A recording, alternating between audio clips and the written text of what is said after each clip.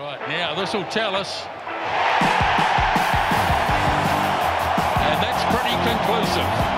Still going, close. I think he got it down. How strong is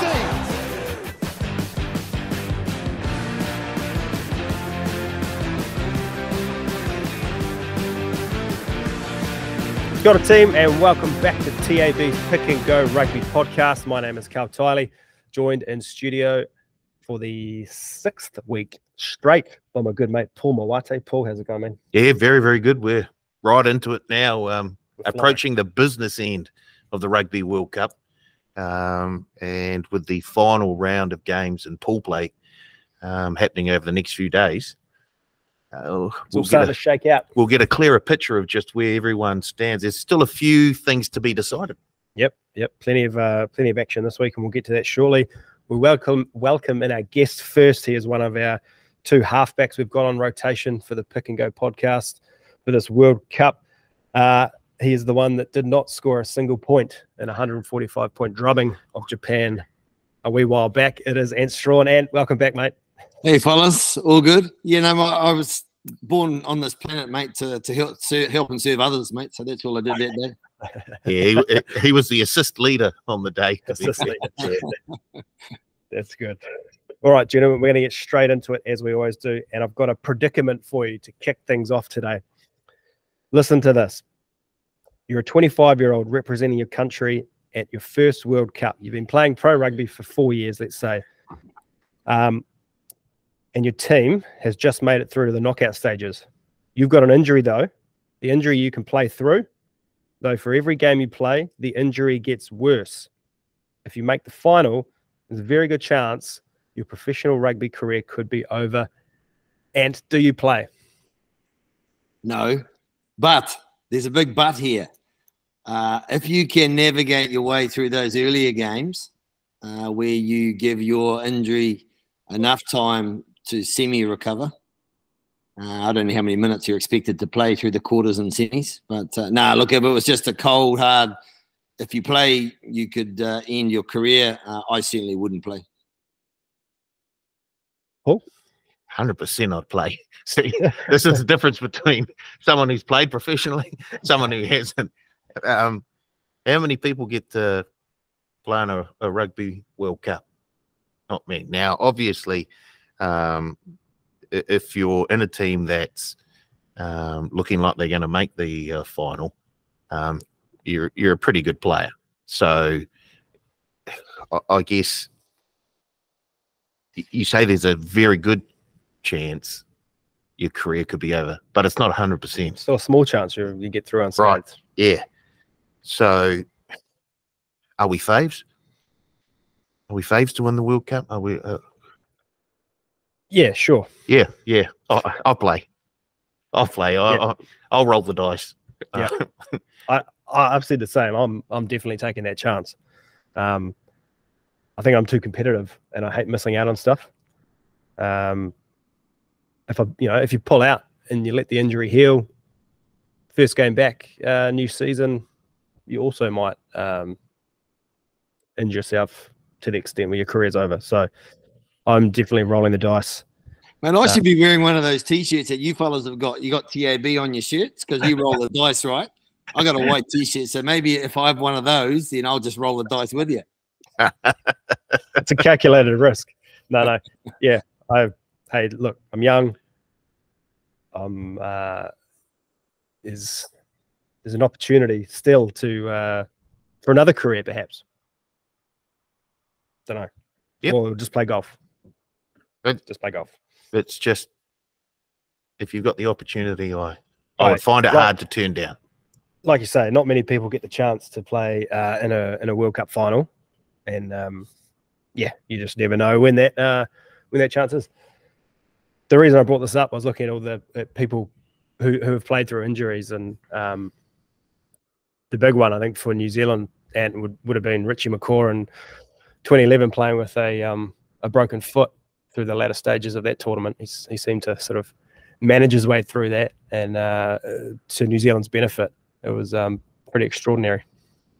Yeah, I guess it was a testament to the man and how tough he was. But you got to bear in mind that, you know, any foot injury or the metatarsal, the bones, they heal, right? I'm sure if it was a significant back issue or something that could have been a spinal issue, it might have been a different story. But, mate, he could play with a lot of pain, and I'm sure he did a fair few test matches, you know, playing with pain. So just shows you how tough he was.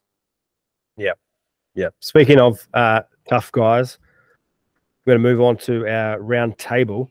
And I want to talk about longevity in the international game, because Sam Whitelock is now the most capped All Black of all time, and will become the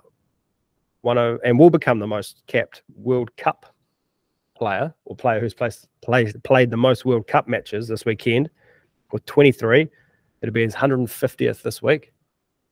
Do you see anyone in this current New Zealand team, Ant, breaking either of these records going forward? No, probably not, mate. Like it's about, well, there's 3 or 4 things at play. You know, Sam's played for 11, 12 years, right? So it's the length of time, the longevity in terms of being a starting player, you know, not missing too many games through injury. So there's a lot of things at play, and I've just kind of scrolled through the group. I mean, Smithy's on 122, he's 34. Has he got many left in him? Probably not 30 games. And then you sort of scroll down to kind of your Bowden Barretts and your Brody Retallicks. And again, they're all in their early 30s. So you wouldn't think they'll go for too much longer. Bear in mind also, they'll probably want to retire and get that pay packet from Japan or wherever those places are that you can earn some money at the back end. So of this current crop, mate, probably not.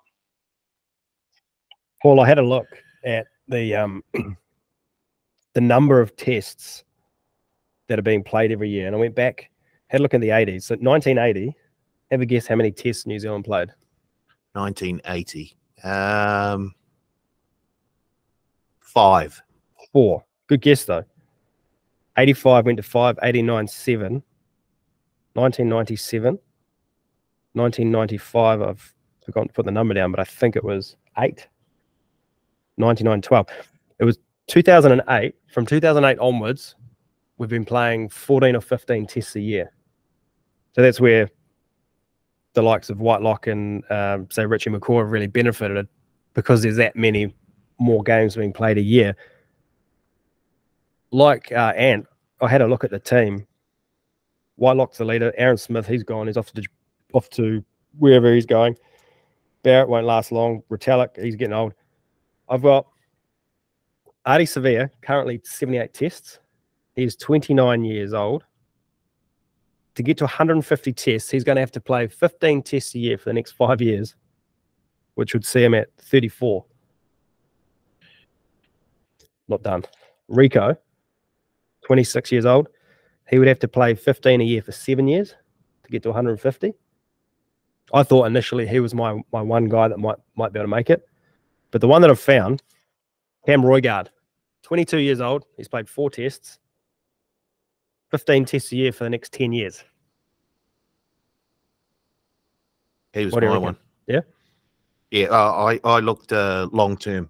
So there are 2 I picked out. Cam Roigard, as you say, 22. And with Aaron Smith about to take a Japanese sojourn. It looks like the number 9 jersey is his to lose. So he's probably going to get the lion's share of the test matches after this year. So I thought he would possibly be a long-term possibility. And Fletcher Newell, who's 23, and I think he's one that I think the All Blacks are quite keen on. I think even though the front row can be quite a tough sort of position to play, wouldn't know. Well, this is what I'm told. I just think the loose forwards, they get in all sorts of crazy positions where they can get injured, sort of thing, as we saw with Richie McCaw. And I think Artie Savia will probably, he plays far too aggressively. Yes, he's going to pick up an injury. It's more than likely he will pick up an injury sooner or later that will see him have a bit of time away from the game. So I think he's unlikely. I mean, he is as fit as a fiddle. So if anyone can sort of sustain that over a long period, it would be him. I just think because of the nature of loose forward play these days, he'll be given rest, even if he's not injured. Actually, boys, the irony in this discussion too is that, man, we probably were talking not so long ago about saying no one to get to 100 tests. I mean, there's quite a few there now in that 100 test club. So, yeah, I mean, you never say never, I guess. And you're right, picking those couple of young boys, you know, they've just got to have so many years of starting or being in the group, but also injury-free. I guess with the game it is nowadays so physical, that's the challenge for those boys.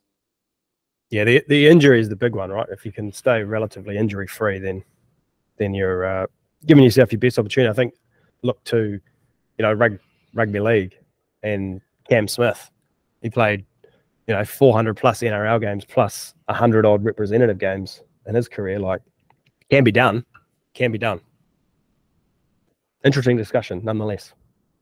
Let's move on. Yeah, we'll come back to this in 15 years and just see where Roy Gardner and Fletcher Newell actually stand. You reckon we can go 15 episodes a year for the next 10 years? Yeah. They're more chance of doing 15 tests a year than us doing this. All righty, let's have a quick look at the results from last week. We talked about the was it Uruguay and Namibia. We talked about that last week. So Japan v Samoa. Japan won 28-22, and we'll get to it shortly. And Japan have set up a good game this week, but they did what they needed to do against Samoa. Yeah, they did actually, and I mean they probably were disappointed with their first couple of games, not probably being at the level they wanted to be. And Samoa are always going to be a big physical challenge for them. They do play them quite regularly in that Pacific Nations Cup, but yeah, I think they've just started to show signs of a team that, you know, when they get it right, they're pretty hard to beat. But it's basically a one-off, isn't it, against Argentina? The winner goes through, so a hell of a lot to play for, but they are going into the game with a pretty good platform in terms of playing against such a physical team like Samoa. They play nice and fast too, Paul. They do. And look, this is basically their playoff start a week early, the Japanese and the Argentinians. The winner of this goes through along with the English. The loser is done. Their Rugby World Cup is done. Just having a look at the group now. And yeah, I think, was it Daniel McCarty last week? He said the Samoans don't move the ball very far from the ruck. And that's exactly what happened. And he said Japan go side to side. Yes, and that's exactly what happened. And I just don't think that's, well, I don't think that's Samoa's game. I think they look good when they actually give the ball a wee bit of air. The red card to Ben Lamb didn't help, obviously. But if you have a look at the names in that Samoan side, you know, there are Wallabies in there, players with a whole heap of Super Rugby experience. I just expected a wee bit more of that, but I just think that the style of rugby that they're playing doesn't let them, I guess, show off their true abilities and skills. And so, you know, Leo Leofano, Tamatani, Fritz Lee, Ben Lamb, of course, the red card, which didn't help at all. Michael Alalator coming off that. They've got a very, very solid core of very experienced rugby players. And they just seem to not play negative rugby, but just almost play within themselves. Not positive. No, and so and they kept it close. And if not for the red card, who knows what would have happened in that match? But the Japanese, that as you said, as McCarty said, they go from side to side to side to side. They played. I thought they played very, very well and deserved the win in the end. Yeah, Michael Leach, 2 tries. There's something about, and I don't know, Jamie Joseph in Japan. It works. Yeah, well, I mean, as Paul was saying, you know, their style of play is actually built on an attacking framework that Tony Brown has implemented. And I think that's their strength. I mean, their body profile suits a fast, high-tempo game. And, you know, they just haven't really clicked. And I thought that was the game where they did some really, really good things. It's interesting going back to the Samoan discussion. I think when you look at Samoa and Tonga, there's three problems they have going into a World Cup. One for me is, do they take experience or youth, or how do they get the balance right? The second thing is a lot of those players don't come together in terms of their preparation to really late. And when you prepare, you got to go through your attack and your defense. And it takes time to embed that.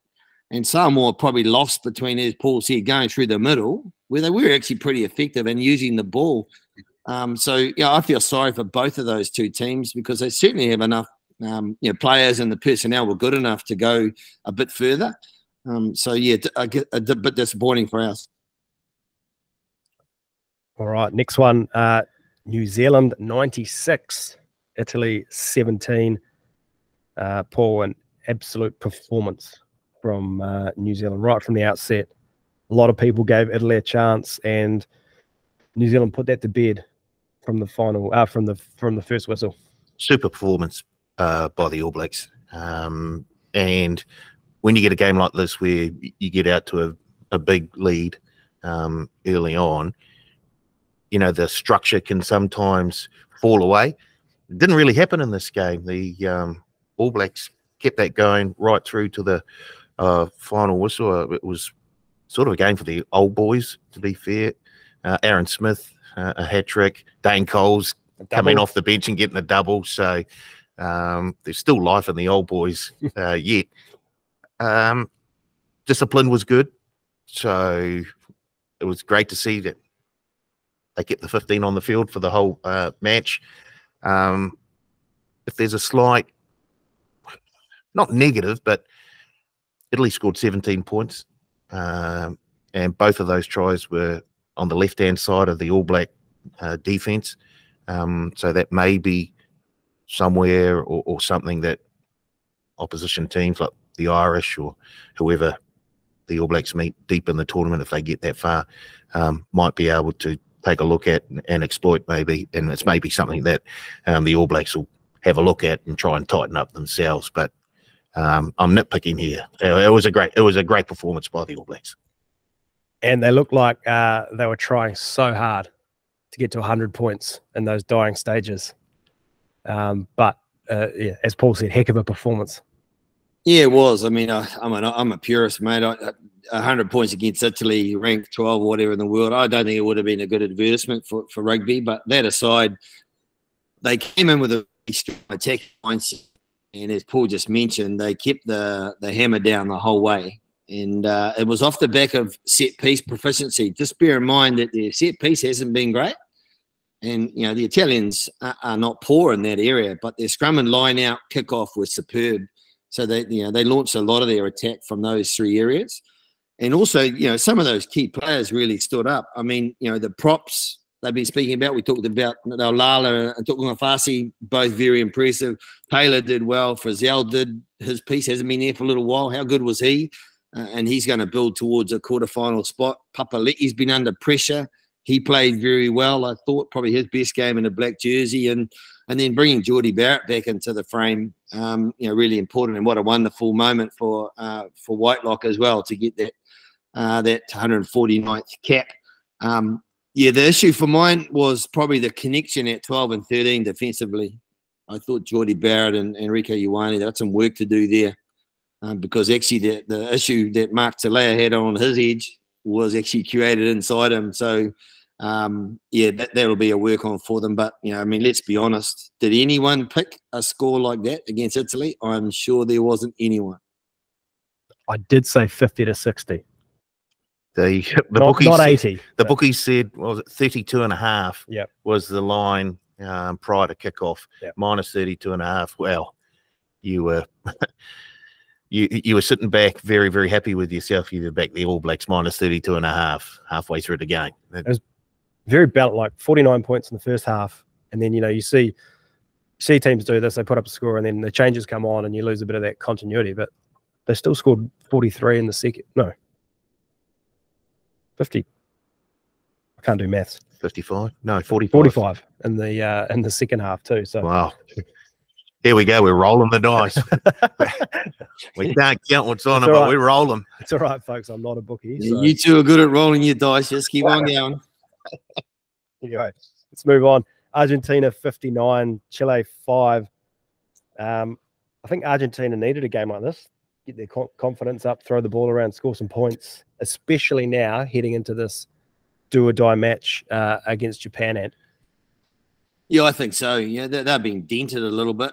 Their momentum coming into the World Cup wasn't great either. You know, they suffered a couple of significant losses heading in and kind of didn't really get their program up and running. But this will help. I mean, Chile are not the strongest team in the world, but they can now concentrate on the good things that came out of this game.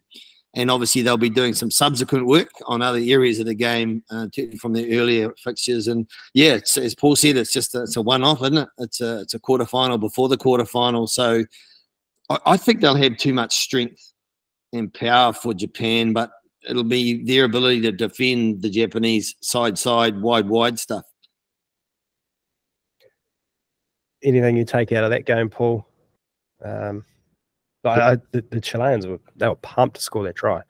Exactly, and good on them too. And this experience at the World Cup will just be so good for them. And I hope it helps grow the game in South America, and we see the likes of Chile, and you know, because we used to see the USA and Canada at Rugby World Cups. Well, it looks like that sort of power is shifting, and it's good to see. But for the Argentinians, I think they did what they needed to do. They've got their confidence. They'll take a lot of confidence out of that heading into that big match against the Japanese. Yeah, it's just a matter of, do we see the Argentinians that open the tournament against the English, or do we see a more composed Argentinian side that just picks Japan apart and gets down into the Japanese half of the field and gets points every time they're there? We'll get to that game shortly. Your Fijians, 17, Georgia 12. Fiji down 9-0 at halftime. Did what they had to do to get the job done. They did not do what they had to do to get my multi over the line. We can talk about that later. But Fiji now just need 1 point to advance, Paul. 9-0 at halftime. Oh my goodness! Were you nervous? Oh, very. I'm thinking, I cannot believe that Eddie Jones and the Wallabies are going to get a backdoor entry into the quarterfinals of the Rugby World Cup. The Fijians didn't hit the lead till with about 15 minutes to go, and the Georgians were in it right up to. They were in it for the whole game, so it was a big wake-up call for the Fijians. They can't sort of take any game easy, and they can't take their next game lightly either. As you say, they only need a point, but if you go into a game thinking, oh, all we need is a point here, that's very, very dangerous mindset to have. So, look, in the end, they got the job done. They got the 4 points. I'm just hoping that we can, because of my future's bet on them to make the quarterfinals, I'm just hoping that they can also get through the Portuguese. Anything to add on this game, Ant? Nah, I mean, look, going back to the Georgian game, you always knew how the Georgians were going to play. You know, if you chance your arm too much against a Fijian side that play unbelievably unstructured football, you get in trouble. And they didn't do that. You know, they looked after the ball pretty well, and they were physical, tried to wear them down, and you know, they did a really good job there. I mean, it was a good result for Fiji to get through it, because the Georgian team are no easy beats, you know, and of course now they should take enough out of the silver lining for Fiji is that they didn't play as well as they could have. If they go into the Portugal game with that mindset, they're in trouble. So I reckon they'll look at this as a quarterfinal for them, and they got to mow them early, you know, play their game and try and dominate them physically, and I think they'll do that. Yep, agree. Scotland 84, Romania 0. Scotland put on a clinic, did what they needed to do to keep their very slim chances alive. I say very slim. It's essentially a do or die match this week too. Although depending on the result, depending on how many, if Scotland were to win, how many points they win by, it has huge ramifications on South Africa as well. So the easy one for the South Africans is Ireland win, boom, Ireland and South Africa go through. If Scotland win, then all sorts of different permutations come into play. One for you, Ant. Australia 34, Portugal 14. An unconvincing 20-point win. Years past, this would have been 50 or 80 points. Yeah, I think so. It's just indicative of their underachievement, I think, at this whole tournament. And, of course, what the fallout has been interesting, and there'll be further fallout, I'm sure. But they did get their bonus point. So, as Paul just said, I mean, they've kept themselves in the race. And if for some reason Fiji can't get across the line, you know, they could still sneak in. I mean, if there's one coach that will get a team in through the side door, the back door, the front door, the roof, whatever it is, it'll be Eddie Jones. I tell you what, if Australia get through, if Fiji somehow lose and Australia get through, Paul, the world will never hear the end of this. Eddie Jones will be up on his high horse. And you know what? I wouldn't be surprised to see him in the final just because. No comment. Go the futures. Go the futures bet. We just keep rolling with these guys. I don't want to hear that. But look, the Portuguese played well. I really enjoyed this match. They shaded the Wallabies in terms of field position. They shaded them in terms of possession. So they've surprised me. They've been the big surprise packet for mine out of this tournament, the Portuguese. So, yeah, I look forward to seeing more of them on the world stage. They have a very, very simple, I guess, simple game plan, but they execute it very, very well. So, I can see them improving in leaps and bounds over the next few years. Last game, South Africa 49, Tonga 18. Paul, not since the opening game of the 2019 Rugby World Cup has a team scored 2 or more tries in a World Cup against South Africa. Tonga got 3. We were debating this last week, the over-under. Do you... I'm buggered now, aren't I? Are there any... Is it a chink in the chain of the South African defence, or was that just a one-off? Well, you look at the Pellegrini try. That was a beautiful try. Bounce of the ball went his way. Sure did. But if you don't want the bounce of the ball to go the way of the opposition, catch it on the full. Make a tackle. That takes that out of the way. So great try by him. Was it? I think Ben Tamifuna. Yep. Just dived over from close. Not stopping him. No. So defensively, I don't think there's too much to worry for the South Africans. I think a positive was Andre Pollard got some game time. He brought his kicking boots with him. I guess we'll talk about it a wee bit later, but Mapimpi picked up an injury in that match and is now out of the Rugby World Cup. And they have the luxury of bringing in someone like a Lucanio Arm to the team. But just exactly, does he get on the bench for the quarterfinal? What do they do there? I'm not quite sure. But all in all, it was a solid performance by the South Africans. The Springboks were never really in danger at all. And they get to sit back now and wait for the quarterfinals.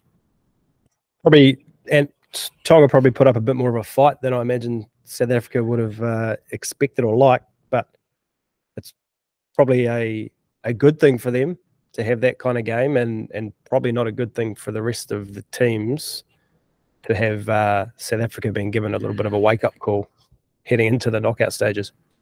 No, I mean, let's applaud what the Tongans did. They're a very proud nation, as we know, and they have had a little bit of a disappointing World Cup, but they brought so much of their traditional flavour to this one. Physical, had the ability to extend the South African defence. I think other teams will be analysing that and just seeing where those errors did come, as all teams do. Tonga definitely exposed them on a number of occasions, but you flip it on the other side, it was a convincing nearly 50-point win. As Paul said, some key players back playing significant minutes. And, you know, they got the points. They're still rolling along. And now they can kind of sit back almost and wait for, you know, for the Irish and Scottish game, which I reckon is going to be intriguing, man. Like this Irish team are not a given in that space. It was 22-7 in the Six Nations to Ireland. That's a pretty good win, but Scotland have got better. So yeah, I'm looking forward to that. Well, let's go to the previews, and we'll jump ahead to that game, given we're talking about it. Ireland are 13.5-point favourites. It's Scotland need a bonus point. They need some things to go their way to have a chance. Ireland have won 12 of the last 13, but as you say, and they've all been pretty close games and pretty tight games. I struggle to see Scotland winning. I would love to see Scotland winning and really just shake this whole thing up. Paul, what are you thinking here? Well, the money at the moment suggests this is going to be a lot tighter than the bookies think. As you said, Ireland, they're $1.13. The Scots are $5.75, and the draws at $26 in the match result option.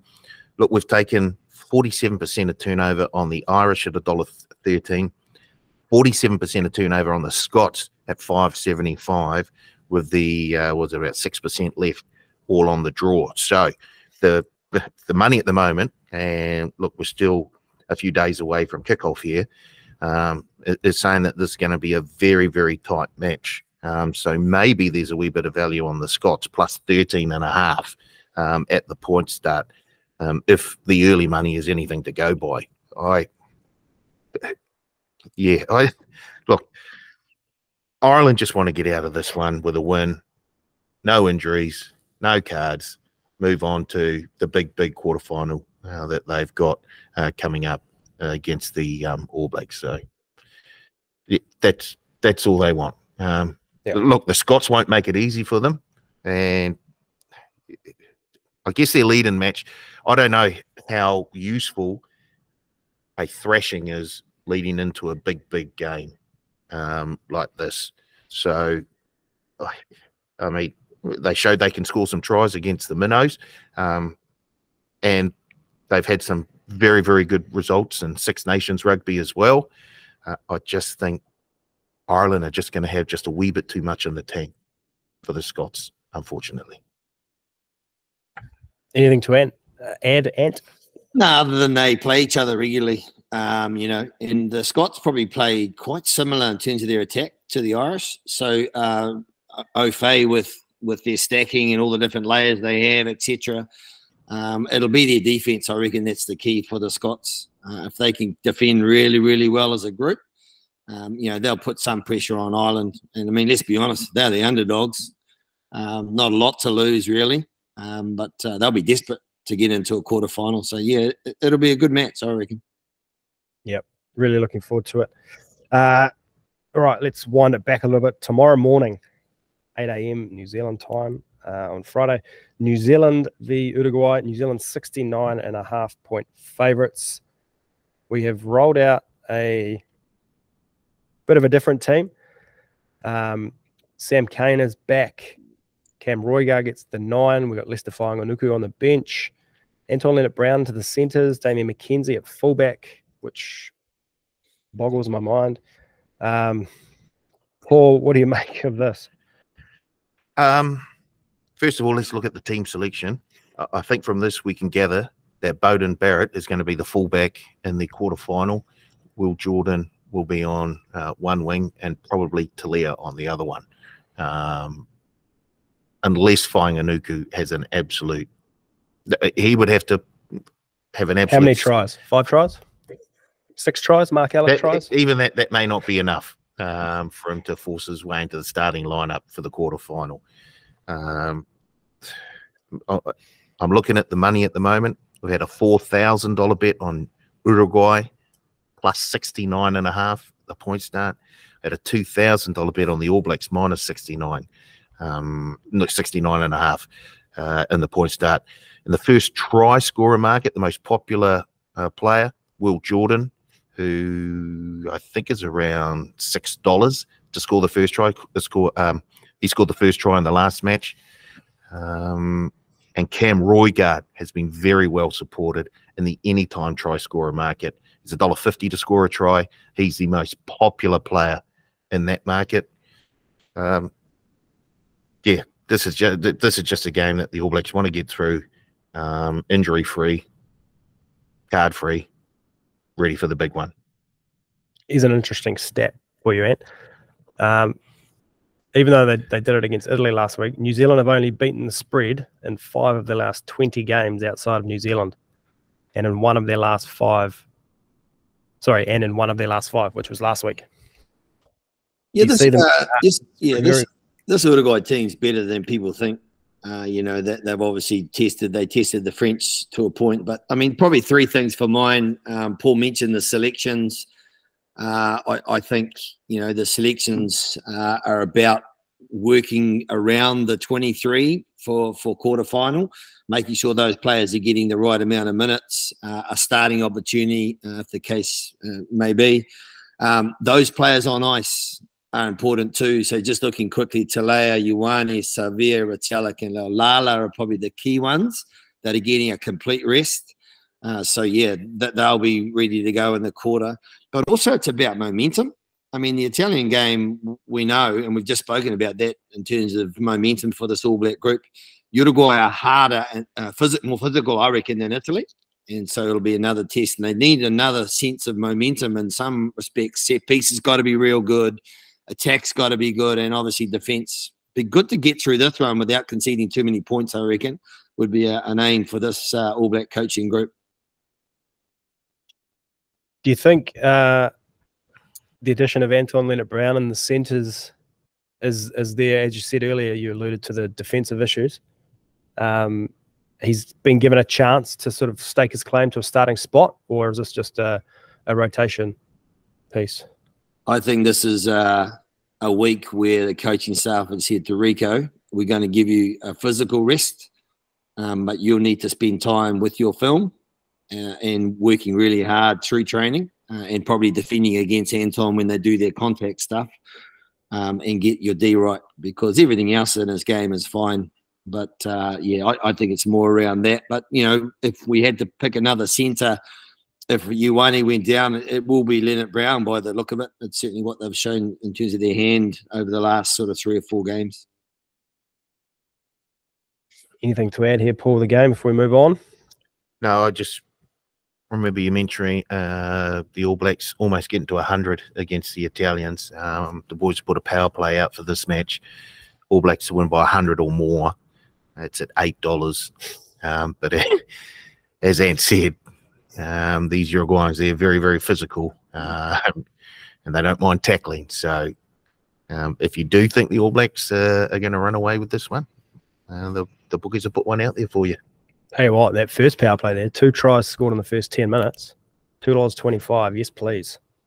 I'll tell you one really interesting set too, boys, just quickly. Look at the teams in the competition. Argentina, Chile, Uruguay, Spain just missed out. South American rugby, man, is still on the go. And every time they get an opportunity to play in a world tournament, it just reinforces what they're doing developmentally in their country. So I think it's a really good thing for rugby. Yep. France v Italy. France are 28.5-point favourites. Everyone's given Italy a shot last week against New Zealand. Do we give them a shot this week, Paul, against France? No, we don't. I think if there was some way that the French could have manufactured some sort of result where the All Blacks didn't get through, then maybe we give the Italians a chance, but that's not possible here. France have to pick up some points here. The All Blacks are going to obviously pick up 5 against the Uruguayans. But I just think France, you know, even the French say this about the French rugby team.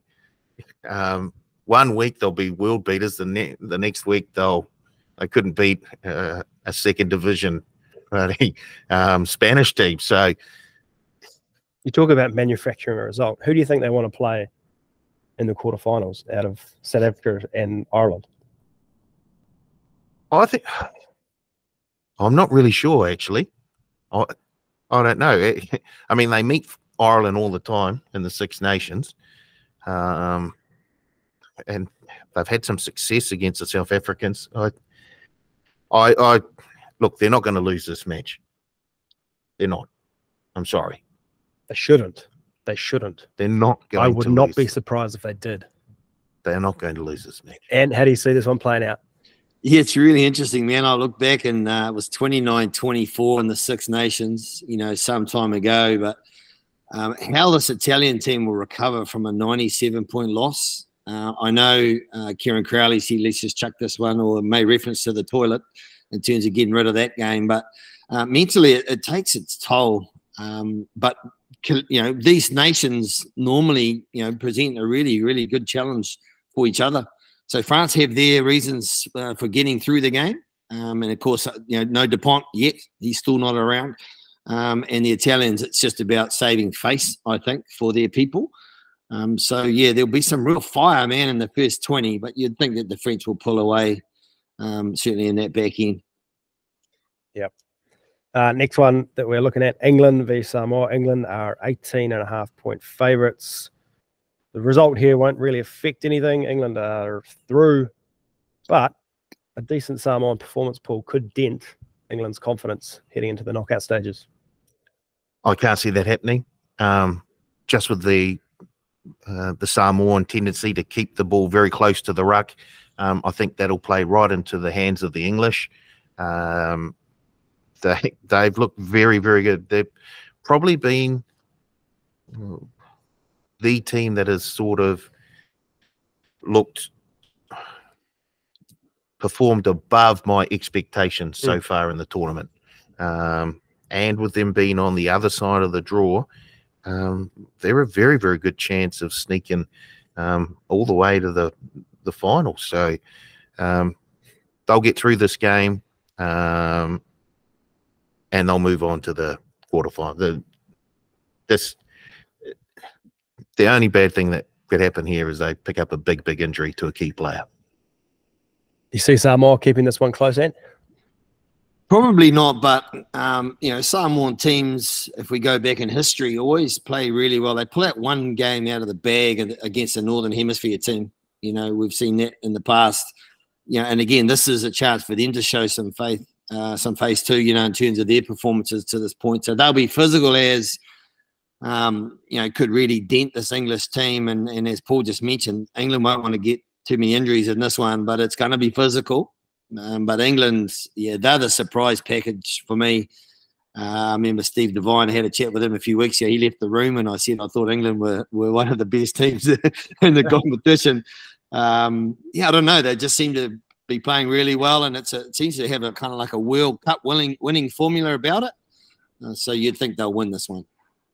Yeah, the Poms, they're $1.08 in the match result market. We've taken 54% of turnover on them in that match result market.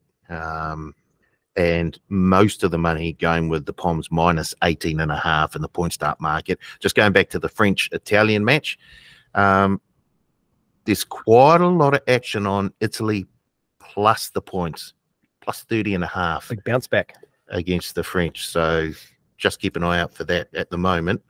The money on the Italians plus 30.5. I think Samoa keep this close.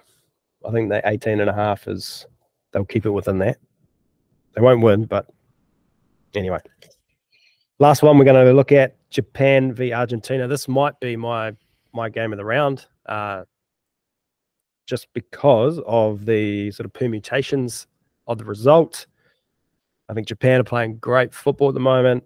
Argentina have, sort of limped their way to where they are at the moment. They had a good win last week, but they are 14.5-point favourites.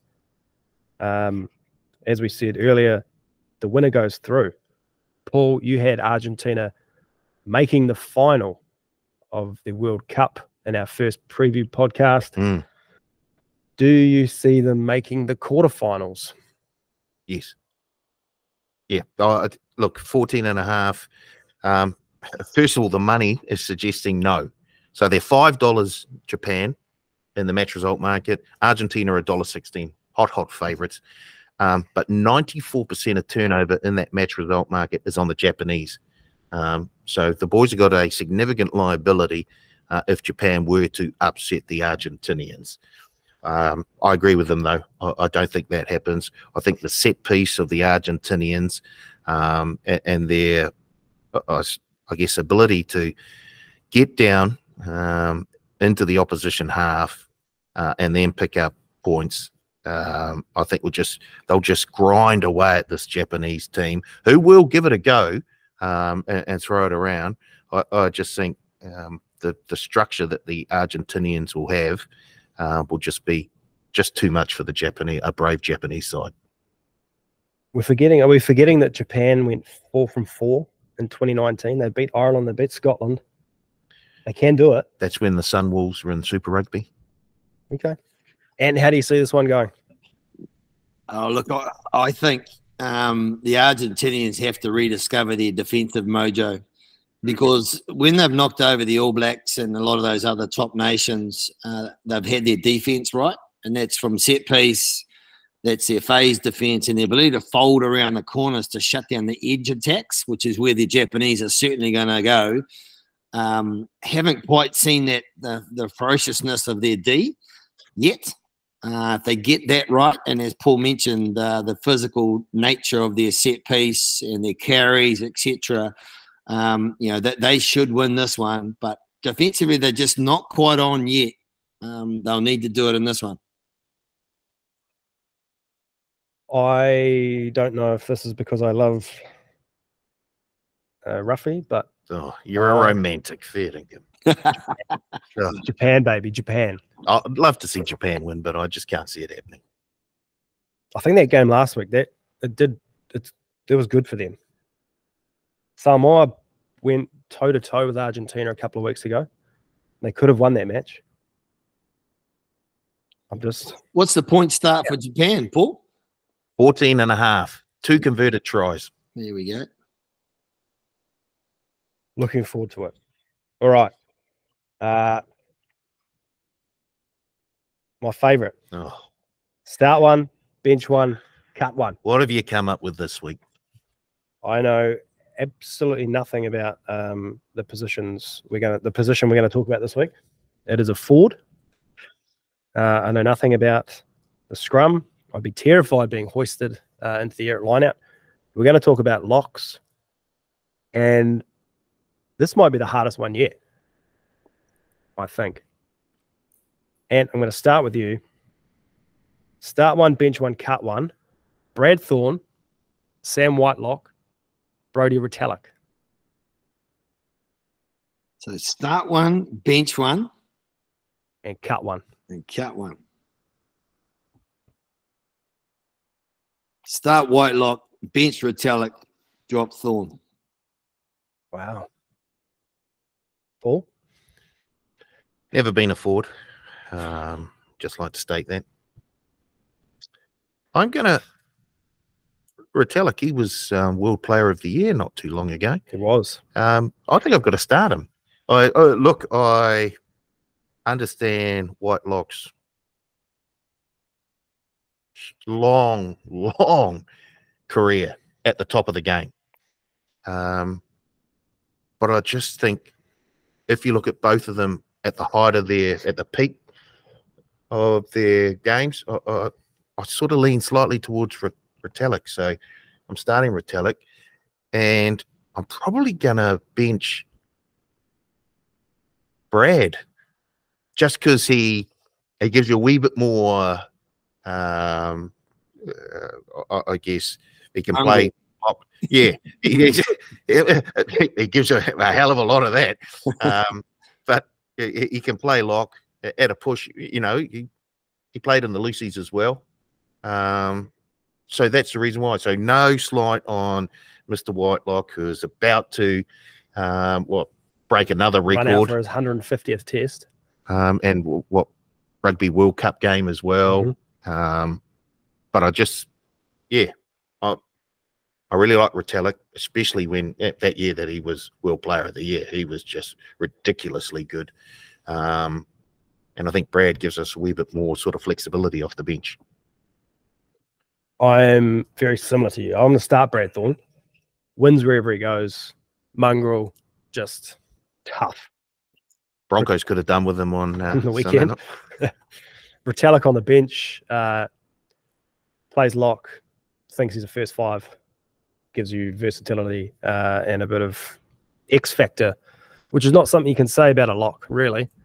And then with you, Paul, Whitelock cut, but that's no sort of disrespect to what he's done in his career. Just can only have 2 locks. Yeah, I've just mentioned with him, he's got an unbelievable leadership piece for him, Sam Whitelock. Not that the other 2 don't. Well, Retallick hasn't been a captain, but Brad Thorne certainly has. But yeah, an All Black team always needs 2 or 3 critical leaders. So yeah, Sam gets that for me. Yep. Tough one. Anyway, move on. Very quick one, controversy corner. Just want to touch on the draw. And keen to hear your thoughts here. The process has to change, doesn't it? I was reading about this the other day. So the top 12 teams were drawn and put into 3 buckets 3.5 years ago. And that has now resulted in the top 5 teams being on the same side of the draw and giving us this unweighted sort of draw where we're not going to. Are we going to see the best possible final that we could see? It's I look at it more from how many in the World Cup first. So, you know, people have debated whether there should be 12, 16, 20. You know, if the why you have 20 teams is because it's clearly about growing the game globally. And we've seen FIFA with the soccer, you know, to increase their number of teams that they're having. And, of course, it makes a lot of sense. If we stay with 20, I think the qualification piece in terms of the ranking stuff has to be more staged or staggered. So you can't do it 3.5 years out. That's ridiculous. You got to have some sort of quantifiable measure as you go through in between World Cups so that at least you have an opportunity to not, you know, overload one side or the other.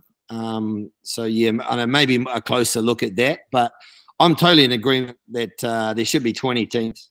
I think it's a really good thing for the game of rugby, even though there are a few little mismatches in there. You get them in any sport, I suppose. Cool. The draws, well, the seeding's made way too far out. Yeah. So many things can happen in just one season, let alone 3.5. Well, if you think now, if it's done in 6 months, Australia aren't going to be in that top tier. No, but in 4 years' time, 4 years they could be number 1 in the world. Like, no, well, easy, unlikely, easy, crikey. If you seeded them, say at the end of this year, and then seed them at the end of next year, and then the year after, and then as you lead into World Cup, and then you divide it up in terms of your seeding numbers, you probably end up with a pretty good mix there, because it does equate for the year that you have a bad year, you know, where there's a bit of volatility around your performances. So something like that may work. Yeah. Another interesting one. We'll leave it for the professionals. I just wanted to hear you guys' thoughts on it because it bothers me. Right, let's start to wrap this thing up. We'll have a quick look at our betting last week. Paul, I had a 4-leg multi and I missed by 1, thanks to the Fijians not getting out by 13 or more. Lucky use. Got a bonus bet back though. How good. I did have a couple of winners though, and a big one at that. I had a power play, either team to win by 1 to 7, and between 46 and 55 total points in the Japan-Samoa game. Japan won by 6, and there were 50 points in the match. $20 on that at $8. Big win. Nice. My other win, I had $30 on Will Jordan 2+ tries at $3. I think there was a power play. So I was up $150 for the week. How about you? I had one bet. Put the whole $100 on Adi Savea to score a try against the Italians. at $2.50. Boom. Easy money. Up. Easy. And Daniel McCarty, although a very, very interesting way of going about it, he said, He had Japan, didn't he? I quite like Samoa 1 to 12. No. I'll go Japan 1 to 12. So he texted me very excited after that result came in. He was up. Yep. Nice. Big week for the listeners. Hopefully you all got on, followed us. But I can understand if you didn't. Well, Ant Strachan has some big shoes to fill in terms of tipping out a winner for the punters this week after Daniel McCarty was just on fire last week. He does. So we'll start with our guest, Ant. And you've got $100 of hypothetical cash to put on anything you like at the World Cup this week. What do you know? What are the Scotland overs or whatever? Plus what? 14.5. Sorry. Scotland. Yeah. 13.5. Plus 13.5. Hold on a minute. Yeah, it's 13.5. I've got it here. 13.5. How much is that? Full? $1.87. Scotland plus 13.5. Okay, I'm going to have a multi. So give me that one. Give me Japan. Was it plus? 14.5. Yep. And there was another one that was plus 30 somewhere in there. Plus. Italy plus 28.5. Nah, give me France minus. Woo. Are you building that for us, Paul? I might already have it in my bet slip. Hang on. So it was Scotland plus, Japan plus, France minus. Yep. You're doing it? I'm doing it. I'll do it. Sorry, boys. You guys, man, you can roll the dice. Come on, you're organised. It's basically $1.87 times $1.87 times $1.87. Yeah, I don't know about you, but I can't do that. But you need me to get my phone out and calculate it. Look, we're rolling the dice here. We're going to have a little look. This is nearly there. One to go. Two legs, 340. So we need 349 times 187. It'll be about 560. 5 something, yeah. Yeah, that's me, mate. Let's roll the dice on that one. Nice. You want to go next or do you want me to go? You go. All right. I've got 4 plays this week. 4-leg multi to start. Japan plus 14.5. Italy plus 28.5. Samoa plus 18.5. And even though I said earlier I think Scotland can keep it close, I've got Ireland minus 13.5. $20 at $12.22. Head to the New Zealand game. I've got $50 on Leicester Whanganuku first or second try scorer. That is boosted to $3.50. I'm going to take Japan 1 to 12, $10. $10 on that at $6, sorry. And then my last bet, I'll have 20 on Ireland 11 to 20 at $3.20. 4 plays. Paul. 1 play for me. The whole $100. It's going on the Japan Argentina match. And I think this is going to be fairly tight. So I'm going to take either team to win by under 7.5. It's paying $3.40. Nice. There you go, punters. Plenty to have a look at there. Paul, we got any promotions this week? Rugby World Cup. We've got try-saving bonus back. Yep. The try-saving bonus back. Just place a pre-match first try scorer bet. And if your player doesn't score the first try but scores the second, third, or fourth try, you'll get a bonus bet up to $50. So, yeah, and as I said, Will Jordan is the most popular first try scorer in the New Zealand-Uruguay match at the moment. He's currently paying $6 to be the first try scorer. And just to clarify that, Leicester Whanganuku power play I mentioned does not qualify. It's got to be on the first try scorer market. Boys, I got tipped the horse today at Woodville, race 6, number 8. Woo. Hold on. We've got to have a look at this. Race 6, because I thought Fashion Icon was the favourite there. Have this punters, a little bit of extra bonus content. Sorry, man.